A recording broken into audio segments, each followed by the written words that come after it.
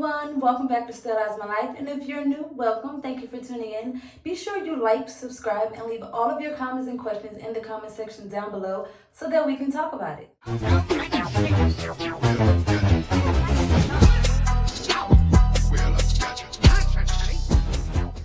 So you clicked on this video because you're interested in learning more about the sterile processing field, as well as you need a little bit of help determining if this would be the right career field for you. I'm going to try to help you figure that out. Also, if you're currently studying to become a certified sterile processing technician, be sure you pay extra special attention to this video because I will have pop-up exam questions posted throughout this video, and you'll be able to find the answers to those questions at the end of this video. So just be on the lookout for that.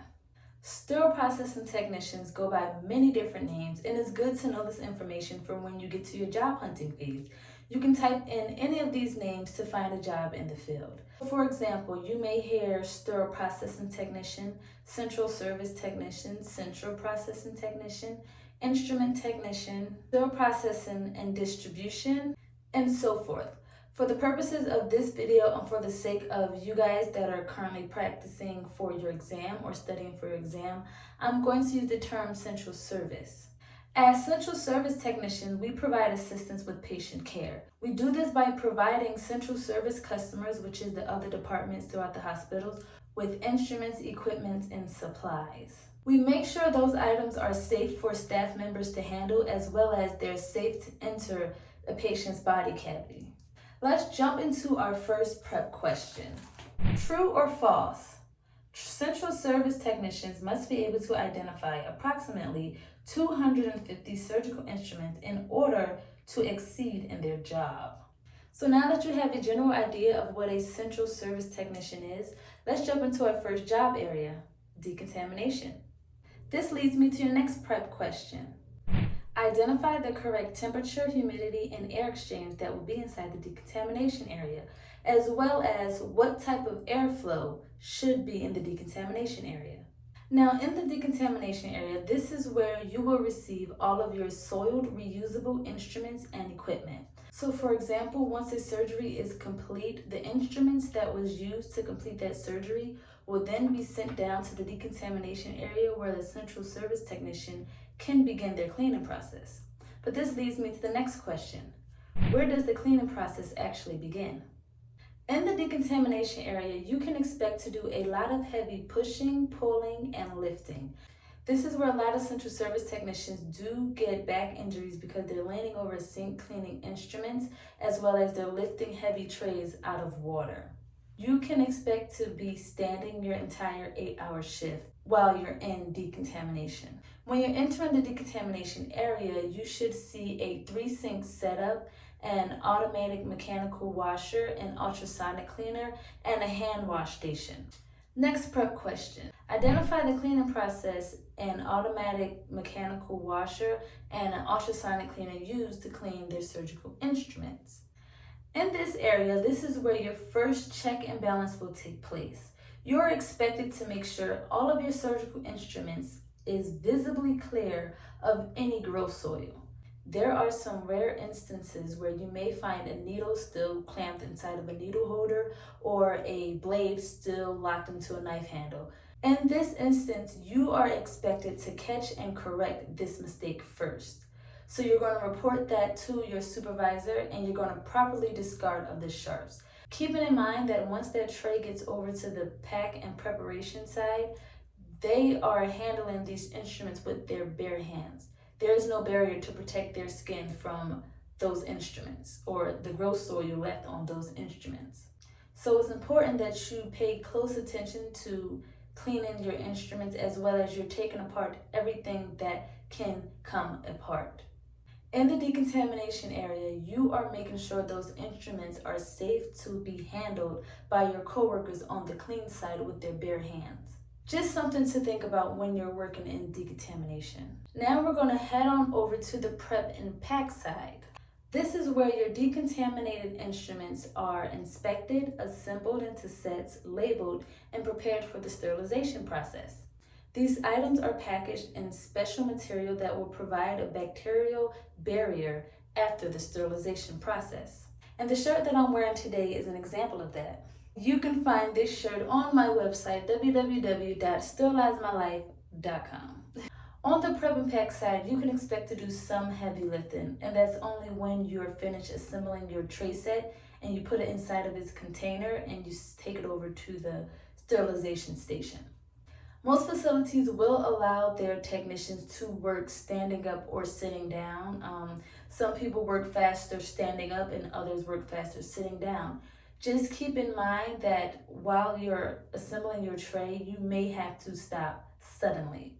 Like I stated earlier, we do provide a service to our customers, that is the other departments throughout the hospital, and they do call down for items, for sterile items that may be held inside of our department. So you could be assembling your tray and then you may have to stop suddenly to retrieve this item and take it to the requesting department. So that's totally up to you whether you work better standing or sitting. I prefer to stand up because I feel like I'm one of those that works faster standing up. However, for you it could be a different situation. It's just something you have to see for yourself. Another thing to keep in mind is that some facilities use a tracking system in their department. And with this tracking system on the prep and pack side, the trays are timed and you will have to meet a productivity level at the end of your shift. So this tracking system will track how many trays you've done, how many single instruments you've packaged, how long it took for you to assemble each individual tray. So another question that was brought up was listening to music in the department. From my experience, most facilities have a designated music station, whether it's just one computer that plays one station or they have a radio with the pre-made CD that will play the entire shift. Most facilities will allow that, while other facilities may not allow music due to past issues. No further comment on that. Now on the prep and pack side, this is where your next check and balance will come in and take place. You are going to double check the cleanliness of these instruments as well as check the functionality of these instruments. This leads me into my next prep question. Identify some testing materials you will use to test the sharpness of your instruments. When it comes to testing your instruments, this is something you will do every single time you assemble a tray. Keeping in mind that your name goes on everything that you do. So when you have completely assembled a tray and you print out your label for that tray, you're going to sign off on it. Your name is going to be printed out on that label to say you were the technician that completed that tray. Now say the one time you decide not to test that laparoscopic instrument and your name is on it and it gets sent up to the operating room to be used in the surgery and the doctor gets electrocuted while trying to use that laparoscopic instrument, you will be liable for that. Your name is on that and you will be held responsible for that. Okay? The lawsuit any harm that will come to that patient, the lawsuit can go as far down as to come back to you. Just be mindful and careful of everything that you're doing in any work area you're placed in, especially any work area you're placed in. Next prep question. Say you pull out a lumen and you flush it with sterile water and blood comes out. Will you then send that lumen back to be cleaned, or will you send the entire tray back to be cleaned?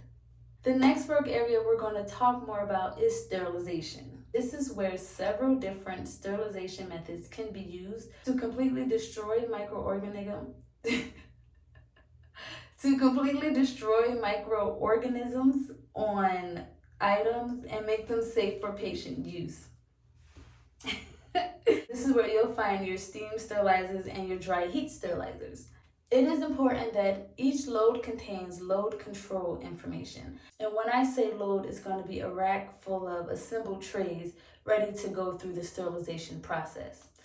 Next prep question. What kind of load control information should you be able to find on a lot sticker? At the sterilization station, this is where your first external check and balance will take place. If you're assigned to the sterilization area, you're going to make sure that your wrapped instrument sets do not have any holes or tears in it, and you're going to make sure that all of your containers have their locks and filters on them. Once your load is done inside of the sterilizer, you are going to be sure to allow that load to cool. You never want to handle hot instruments, okay? You're going to allow that load to cool down. If you do not allow your load to completely cool, you risk the chance of creating a wet pack. This is where your wrapped instruments could still be moist or may have visible water on top, or your tray sets could have water on the inside. And that brings me to my next prep question. What steps should be taken when you find a wet pack in a sterilization load? At the sterilization station, you can expect to sit about 65% of your shift because you're focused on running loads and completing your paperwork. Once those instruments have completely cooled down, you would then take them up to the sterile storage area. This is a controlled storage area where your sterile items are placed until they're needed. Now, in the sterile storage area, this is pretty much the vacation spot in the entire department. You're pretty much sitting 100% of your shift. Once you get your sterile load up there, you're going to scan your trays into the sterile storage area and you're going to place them onto their designated shelf. You're also going to monitor the trays that are taken out of the sterile storage area. For example, say you have a nurse that comes into the sterile storage area and they're looking for a plastic tray. You are then going to go retrieve the plastic tray and scan it to whichever operating room they are taking it to. Simple as that. In some cases, you may act as an OR liaison to where, say they're looking for a specialty instrument that is not inside the sterile storage area. You will then call down to the main department to help them locate this instrument. It's one less thing that they would have to worry about. At some hospitals, your job description may end at the sterile storage area, while others may go on to case card picking. This is an assignment that you can expect to be on your feet majority of the time. The central service technician will get a list of scheduled cases for the next day and put together a cart of sterile instruments and dry goods for each case. Just a little something to think about. Even though each facility's central service department have the same structure, that does not mean they will have the same job descriptions. You can expect to do each job area that I described in this video at any hospital you're employed at, minus the case card picking. Overall, I think the sterile processing field is a great career field to be in. The only downside is the pay rate. If you did not get a chance to check out my sterile processing salary video, I will link that in the description box down below. That way you can get an idea of what you could be getting paid if you decide to get into this field. A few skills that you're going to need in this field to be successful: you're going to want to be able to prioritize. Say you're doing a general tray and an implant tray comes out of the washer.